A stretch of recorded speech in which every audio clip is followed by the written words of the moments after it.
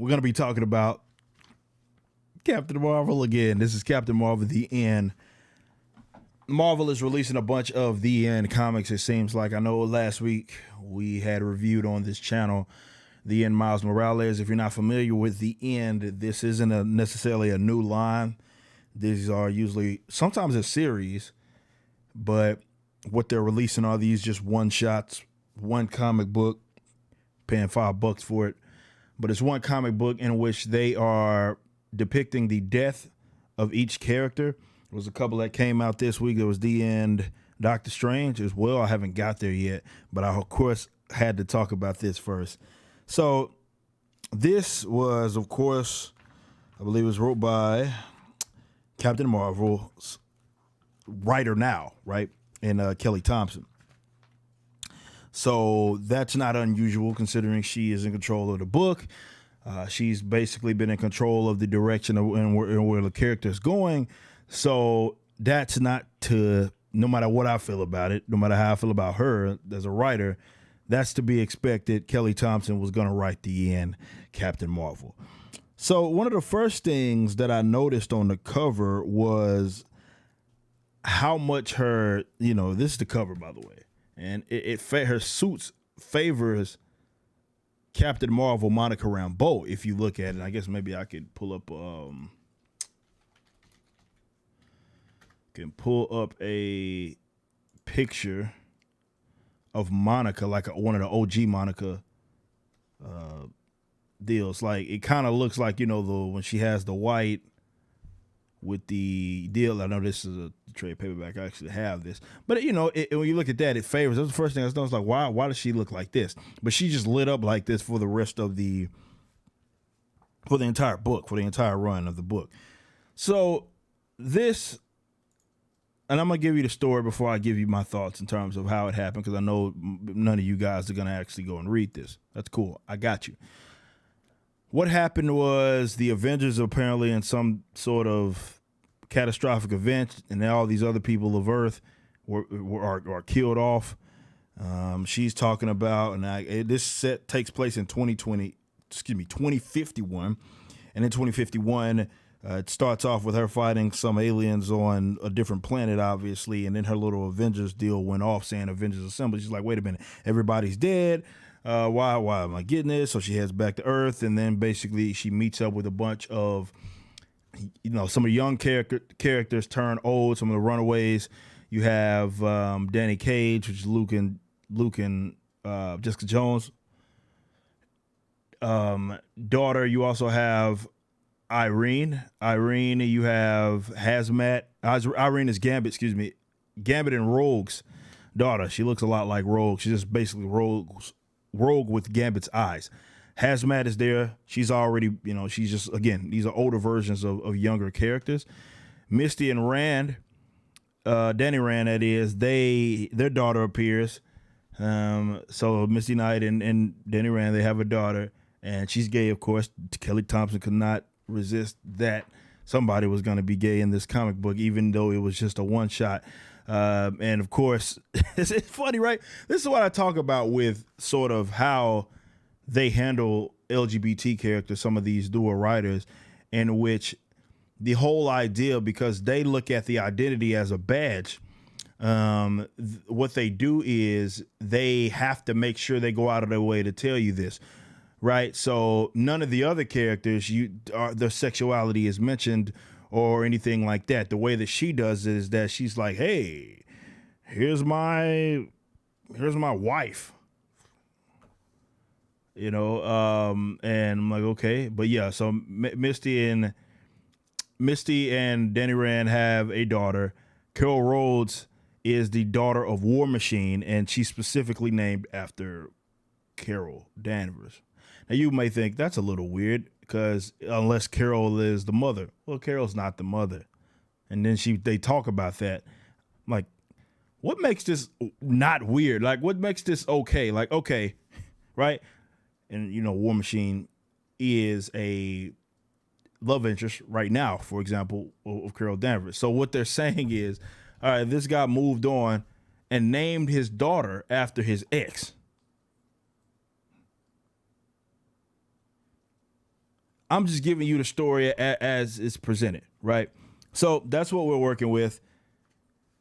So the end of the story, and the reason why they were assembled is because, or they wanted her attention, and she comes back to Earth, sort of this wasteland kind of thing. Hazmat is fiending off the radiation and some of these obviously catastrophic events that they've had to experience over the years. And then what ends up happening is that they brought her back they fought some sort of monsters, of course, generic like monsters, and they fought them. And then what ends up, they win, of course, and then what ends up happening is that, this is part of a larger issue. The sun is actually dying, right? So because the sun's dying, a lot of people can't be outside for an extended period of time. Only those of us that are more strong, we can do this. We can stay out for at least an hour or over an hour. What everybody else, they only can be out there for a little bit before they freeze to death. And so immediately, and it wasn't no build up or anything like that. It was like immediately, Carol's like, okay, well, I'm going to go recharge the sun. So, and again, it's a one shot. It's going to move fast. Kind of expect that. So she goes, just got back to Earth, flies into the sun, and that's how she dies. Now, the thing about that is that, and they mentioned it at the very end, and at the very end, it feels like, and maybe this is what happens, I don't know, I cannot confirm, but at the very end of the story, they have her, and I'll show you guys. Get this out the way so I can see it. So they show her, she's all cheesing like, oh, this is a death. I'm going to save my friends. I'm going to reboot this son and so forth. And she says right here, right here, and I'll read that off for you. Funny thing, I did this once before, sort of restarted the sun with Quasar, feels like 1,000,000 years ago. And that was my immediate thinking when that thing happened. Like, she decided that she was going to do it. I was like, she's done that before. So that's kind of weird. But it feels like, in terms of her mentioning that, it was almost like the story was already wrote and somebody mentioned it. Either Kelly stumbled upon it. And again, I can't confirm this, but either she stumbled upon it or some editor or something like, hey, this is like a story that already happened. And they're referring to Quasar in his book back in the day when she was binary. And she literally does like the same exact thing where, but she was with the Starjammers at the time or what have you. Again, this is her binary form. And so this is past, after she was Miss Marvel. And she goes into the sun to recharge it after Quasar mentions that this is the bigger problem. I'm dealing with this right now. You can go find this nega bomb, Nega, okay, guys, or what have you. I believe that was the case. And she flies into the sun. He saves her, and she flies into the sun, recharges the sun, and then he flies into the sun, Quasar, and saves her, and that's pretty much the end of it. So I guess what they're saying is there's nobody to come save her this go around to pull her out of the sun like he did in that issue, or what have you. So that's how they envision, or Kelly Thompson. I'm just giving you the facts. This is how Kelly Thompson envisions Captain Marvel dying. Now, how do I feel about that?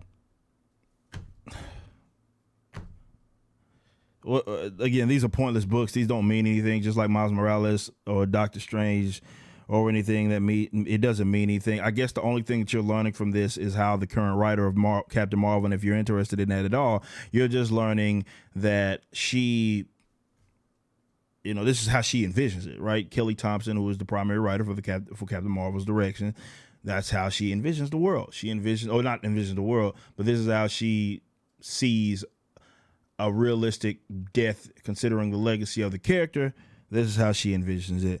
Of course, there's no sort of dwelling on the past, and her death is just her going in, flying on the sun. She's happy. She's glad.